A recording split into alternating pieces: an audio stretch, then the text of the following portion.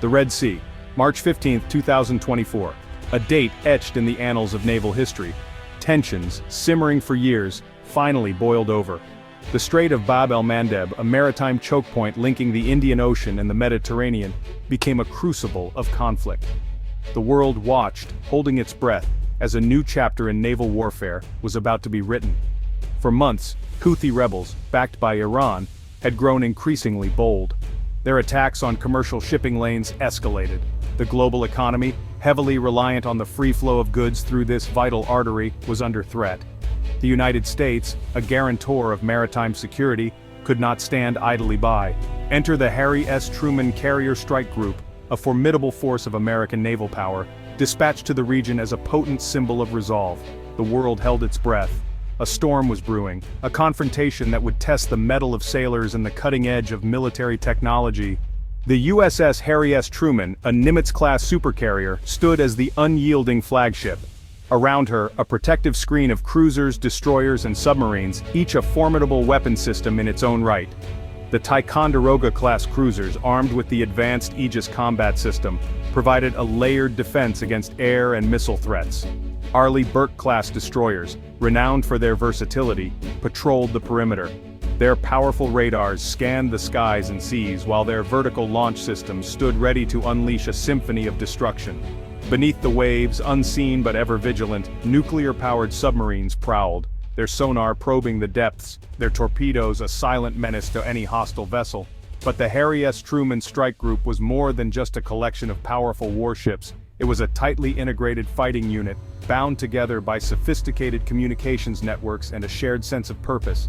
Each ship, each sailor played a vital role in the intricate ballet of naval warfare. In modern naval warfare, information is king. And the key to that information dominance is the ability to see and understand the battlefield. Enter the E-2D Hawkeye, an airborne early warning and control aircraft, its distinctive rotating radar dome a beacon of vigilance high above the carrier strike group. The Hawkeye's sophisticated radar systems acted as the eyes of the fleet, peering hundreds of miles over the horizon. These weren't just any radars, these were spy radars, capable of distinguishing between friend and foe, tracking multiple targets simultaneously, and guiding missiles to their targets with pinpoint accuracy. The process was a three-pronged dance of detection, engagement, and response. First, the Hawkeye's radars would detect incoming threats, be it enemy aircraft, missiles, or surface vessels. This information would then be relayed to the strike group's command and control center, where it would be analyzed and assessed. Finally, based on this real-time intelligence, the appropriate response would be initiated, whether it be launching fighter jets to intercept enemy aircraft, firing missiles to neutralize incoming threats, or maneuvering the strike group out of harm's way. Section 4. Technological Face-Off, Advanced Weaponry and Strategies. The naval clash of March 15, 2024 was not just a battle of ships and sailors, it was a clash of cutting-edge military technologies. The U.S. Navy, at the forefront of naval innovation, brought to bear an arsenal of advanced weaponry and sophisticated combat strategies. The SM-6 missile, a versatile weapon system capable of engaging aircraft, missiles, and even surface targets, became a linchpin of the U.S. Navy's defensive capabilities. Its long range and high speed, coupled with its ability to discriminate between targets and decoys, made it a formidable deterrent against even the most advanced threats. Cooperative engagement capability, a networked system that allowed ships and aircraft to share sensor data and coordinate their actions, proved its worth in the heat of battle. By creating a common operational picture, this technology enabled the strike group to react faster and more effectively to the evolving tactical situation. The Houthis, for their part, relied on a combination of asymmetric tactics and advanced weaponry supplied by their Iranian backers. Their arsenal included anti-ship missiles like the AIF and Al-Mandab II, designed to cripple or destroy even the largest warships. These missiles, while less sophisticated than their American counterparts, posed a significant threat due to their sheer numbers and unpredictable flight paths. Section 5. Under a barrage, facing down evolving missile threats. The strike group found itself facing a relentless barrage of anti-ship missiles, launched from multiple directions and altitudes. The sky lit up with fiery trails, the air thick with the roar of engines and the shriek of incoming projectiles. The AIF missiles, fast and maneuverable, challenged the strike group's defenses. Their small radar cross-section made them difficult to detect and track. while their ability to change course in flight made them elusive targets. The Al-Mandab 2 missiles, larger and slower, relied on saturation tactics, overwhelming the strike group's defenses with sheer numbers. Their warheads, packed with high explosives, had the potential to inflict catastrophic damage. The strike group's defenses were tested to their limits. The Aegis combat system, its computers working overtime, tracked hundreds of incoming threats, prioritizing targets and assigning interceptors with lightning speed.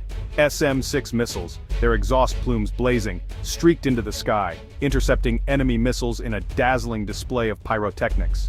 Section 6. The human element, courage and skill in the heat of battle. Amidst the technological fury, it was the courage and skill of the sailors that ultimately decided the day.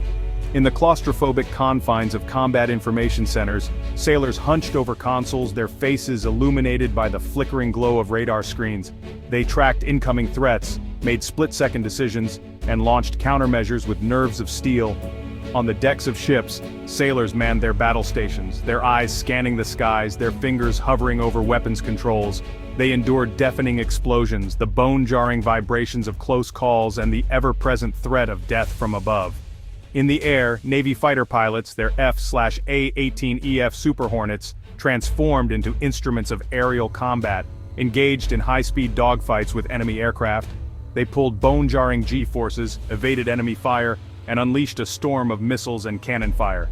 The Battle of the Red Sea was a testament to the enduring importance of the human element in warfare, for it was the courage, skill, and unwavering determination of the sailors, both men and women, that ultimately turned the tide of battle. Section 7. Shifting Tides, Geopolitical Implications of the Engagement. The echoes of the March 15, 2024 engagement reverberated far beyond the Red Sea. The world watched, captivated and unnerved, as the age-old struggle for maritime dominance entered a new and uncertain chapter.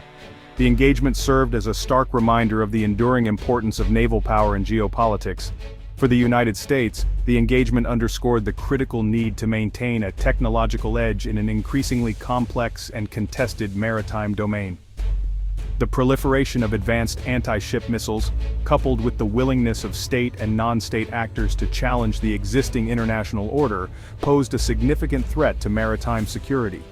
The engagement also highlighted the importance of alliances and partnerships. The United States could not hope to police the world's oceans alone. It needed the cooperation of like-minded nations to uphold freedom of navigation, deter aggression, and maintain a stable international order. The Battle of the Red Sea was not just a naval engagement, it was a harbinger of things to come. A reminder that in an interconnected world, the seas that bind us together can also become battlefields in a struggle for global power and influence.